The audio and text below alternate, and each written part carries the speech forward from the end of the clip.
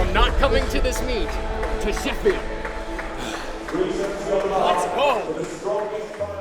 I was born in Korea. I lived here until I was about 3-4 years old, and then we moved to Michigan. That's where I grew up, and I feel like that's where I call home. I knew what powerlifting was. I actually had a friend from high school who was on our school's powerlifting team, but I didn't really have too much interest. I didn't really take it seriously until college. In my first year of college, my mom died. So, like my whole world just came crashing down. Couldn't really focus on school, couldn't focus on anything. And really the only distraction that worked was going to the gym. Doing that while I was in college, I realized that, hey, I'm pretty good at this. I should, try to take this a bit more seriously. So after college, I moved to Korea actually for my military service. It's compulsory for male citizens of this country. After the army, I was like, okay, I need to start competing, need to figure out how to compete. There wasn't really many opportunities in Korea at the time to become a competitive powerlifter. So actually, the biggest reason why I ended up moving back to America initially in 2018, 2019 was to actually just compete in powerlifting. Moved to LA, competed in March of 2019. That got me qualified to nationals, and then I competed in Lombard, Illinois for my first nationals. And yeah, ever since then, I've been a serious competitive powerlifter. I have 2 citizenships, Korea and the USA.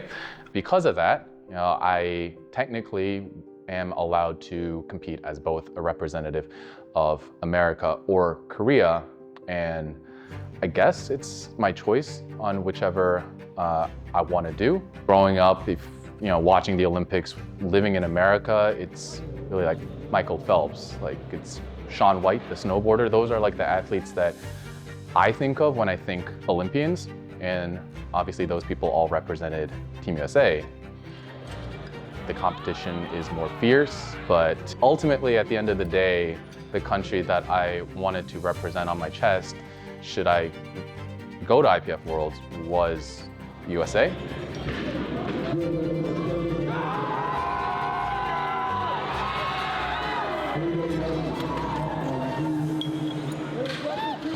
We obviously had a total in mind. I was thinking of somewhere around a 360 to 370 squat. Obviously, we took the very lowest end of that. Around a 230 to 235 bench. Again, we took the lowest end of that. And then deadlifts really didn't show up on the day because I was thinking about somewhere in the 380 range. And that's what we were planning around. So the total that we had in mind was in the upper 970s and even into the 980s. It just didn't happen to show up on the day, but it had to be that high because that's what we were anticipating Anthony to hit too. Like once I hit that 958 and when I missed that third deadlift, I knew that it was wide open. Like I knew that Anthony would probably beat it on his second deadlift. I've seen him pull heavier than this. Wow, that was easy. That was smooth and easy, and there you have it. There is your U.S. national champion in the 105s. Heading to Germany to represent USA. Going into Worlds, pretty much everyone in my little circle knew that I wasn't 100%. I wasn't going to be able to present the best version of myself. Keenan Lee from USA, 327 and a half. Waskar, defending world champion in the 59 kilo class, unfortunately took an injury and bowed out. Keenan accepting the invitation, of course. Oh wow, and he looks like he's on point. He's gone as heavy as 360. At nationals, I tore my adductor on my third deadlift. And at the time, like when I got the invitation to Worlds, it was still really bad. I couldn't squat, I couldn't deadlift properly. Ultimately, we decided that the best course of action would be to not go for first, which is something that I've never really done. Like I've always wanted to win. Competing at an event where I'm doing my best to get second was bizarre, but that was the best course of action because obviously the highest placing silver medalist gets the Sheffield invite, and so that's what we were focused on. Strong on the day is Keenan Lee.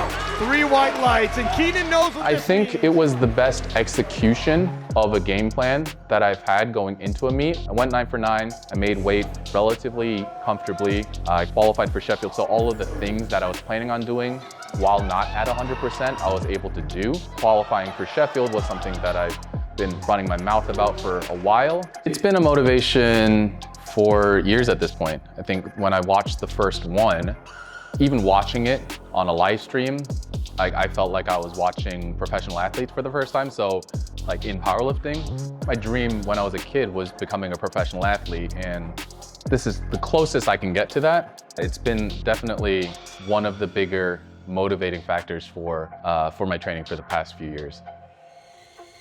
I think my squat is definitely stronger than it's ever been. My bench is stronger than it's been before. And my deadlift is really the big question mark. Deadlift has been the lift that really hasn't bounced back the way that I thought it would or should after my hernia surgery. And it's been 19, 20 months since I got that surgery. There's a lot of variables to think about. Ultimately, the goal for me is 1,000 and also finally, getting the win over Anthony. I've been thinking about my powerlifting career, 5 battles, and I lost all of them. Winning Sheffield would be the biggest win of them all. It would very much change the way that I look back at my own career. I'm looking forward to showing the strongest version of myself.